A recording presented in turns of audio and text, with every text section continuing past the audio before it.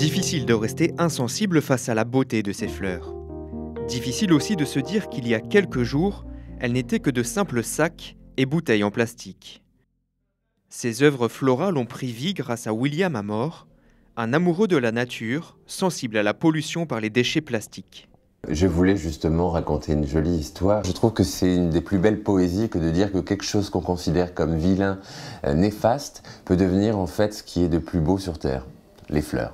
Dans l'atelier de William Amor, aux allures de jardin, tout se transforme. Entre ses mains, ce morceau de sac plastique est plié, peint et chauffé pour devenir un pétale.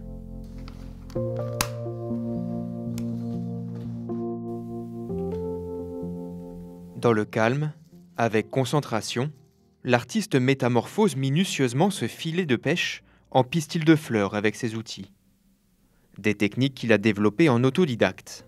Quand j'ai décidé de traiter ces matériaux-là, je leur ai fait vivre vraiment une série d'expérimentations assez longues pour voir comment ces matériaux réagissaient et comment je pouvais les travailler. Et ensuite, je me suis inspiré des métiers d'art existants, comme le travail sur le verre, comme la parure florale en haute couture.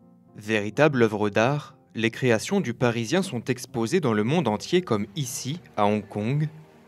En France comme à l'étranger, elles permettent de sensibiliser différemment à la pollution plastique.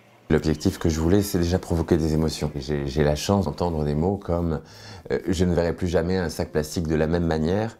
Et ça, je trouve ça juste fantastique. C'est-à-dire que c'est que le message passe.